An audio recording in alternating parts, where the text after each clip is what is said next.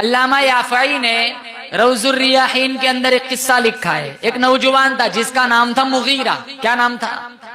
बोलो ऊंची, ये तो सबक पढ़ा रहा हूं, याद करके जाओ। मुगीरा, बोलो ऊंची, क्या नाम था? मुगीरा। बहुत पाक दामन था और हसीन भी बहुत था। चेहरा बहुत हसीन था, लेकिन सिर्फ चेहरे का उजला नहीं था, मन का भी बड़ा खूबसूरत था। कपड़े की दुकान पे काम करता था। एक औरत उसके यहाँ कपड़े लेने आई, तो उसने उस नौजवान को देखा, तो जो ही देखा ना, उसको इसके इश्क हो गया। नजर से नजर मिल गई, इश्क की मीनार खड़ी हो गई। कितने ऐसे होते हैं ना लट्टू। मैंने तो उसको एक दफा देखा, बस तेरे से प्यार ही हो गया। अब बोल तू क्या करो, तेरे लिए मैं कुछ भी कर सकता हूँ। तू बोल आसमान से तारे तोड़ के ला, मैं वहां पहुंच जाऊंगा। हालांकि मच्छर भी नहीं मार सकता। ये कितने लट्टू, यही तो भाग जाते उठा उठा के। रोजाना भागती है हमारे घरों की लड़कियां, रोजाना नौजवान भागते, ये पंखों पे लटक जाते, ये रेलों पे कट जाते, क्योंकि वो अब आगे नहीं जा सकते, वापस घर नहीं आ सकते, क्योंकि इन्होंने पेपर में दे दिया है बाप ने, मेरा इससे कोई लेना देना है ही नहीं। अब कहाँ जाए, पैसे खत्म हो गए, समाज को क्या मुंह दिखाए, और एक ही रास्ता है, कहाँ क्या शताब्दी आएंगे कट जाएंगे। ये कोई कम किससे? रोजाना मैसेज आते, फुला की लड़की भाग गई, फुला की लड़की पंखे से लटक गई, फुला का लड़का जहर पी लिया। ये जिना तो है, सब क्या हो रहा है।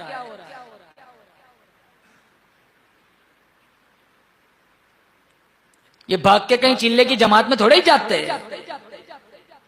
पैसे खत्म होते आ जाते, तब तो सारा मामला निकल चुका होता है। 25 साल तेरे बाप ने तेरे को ये दिन देखने के लिए किया था, अब ये बेचारा बाजार में क्या मुंह दिखाएगा। तुम्हारे माँ बाप की इज्जत तुम्हारे हाथों में, चाहो बर्बाद करो, चाहो इसकी हिफाजत करो। बर्बाद करोगे, अरश वाला खुदा नाराज हो जाएगा। बाप की इज्जत बचाओगे, मुस्तफा फरश पे, खुदा अरश पे राजी हो जाएगा। अपने माँ बाप के लिए रहमत का जरिया बनो, वबाल न बनो, जहमत न बनो। उनको दुख सुख नहीं दे सकते तो दुख भी ना दो।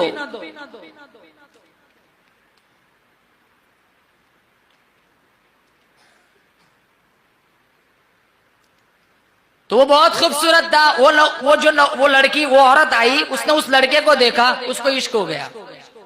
अब उसने जितने कपड़े खरीदने थे उससे ज्यादा खरीदे। उसकी गठड़ी बोझल हो गई। वो कहने लगी मालिक के दुकान से, मेरे बाजुओं में इतना जोर नहीं इसको उठा सकूं, आप उस नौजवान को मेरे साथ कर दीजिए, मेरे घर तक मेरी गठड़ी छोड़ दे।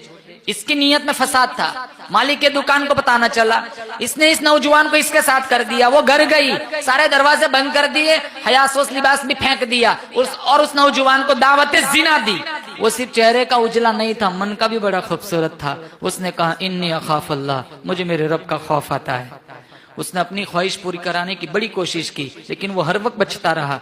आखिर में उसने सोचा अब तक बचा रहा हूं, कहीं इसके हथकंडे में फंस न जाऊं। उसने कहा मुझे वॉशरूम जाना है। जब अंदर गया, पायखाना किया और सारा पायखाना अपने जिस्म पर मल दिया। बाहर आया, उसके बदन से बदबू फूटने लगी। उस नौजवान का सारा नशा, उस औरत का सारा नशा उतर गया। उसने कहा दरवाजे खोल दो, ये तो कोई पागल दीवाना लग रहा है। उसकी दहलीज को फलांगते हुए वो नौजवान कहने लगा मालिक मेरा तन गंदा हो गया, लेकिन मेरा मन तो उजला रहा। कायनात का बेहतरीन जवान वो है जो जिनसी ख्वाहिश से महफूज रहे। बाहर एक नहर थी, वहां उसने गुसल किया। जब तक जिंदा रहा उसके जिस्म से मुश्क अंबर की खुशबू आती थी। उसका नाम ही पड़ गया मुगीरा मुश्की। जब वो मर गया, जहां उसको दफन किया गया, उसकी कब्र की मिट्टी से भी मुश्क की खुशबू आती। मेरे रब ने साबित कर दिया यहाँ वो जवान सोया हुआ है जिसने अपने कदमों में बिछी हुई हुस्न की पेशकश को मुस्तरद कर दिया था और कहा था इन्नी अखाफुल्लाह, मुझे मेरे रब का खौफ आता है। जुलेखा ने कहा था ना यूसुफ से, है तलक आजा आजा, कोई नहीं देखता। कमरे में काला बुत्ता, वही चादर डाल दी, काली चादर। कहा जा अब तुम खुदा से भी छुप गए। यूसुफ अलैहिस्सलाम ने कहा तू तेरे झूठे खुदा से छुप सकती है, मेरा खुदा सातवीं कोठड़ी के अंधेरे में भी देखता है। फिर दौड़ लगाना यूसुफ का काम था, ताले तोड़वाना मेरे रब का काम था। अगर कोई है तलक कहने वाली मिल जाए ना जिंदगी में, नौजवानों से कहता हूं, तो माज़ अल्लाह कहकर यूसुफ की सुन्नत को जिंदा करना। बोलो इंशाल्लाह तो बोलो।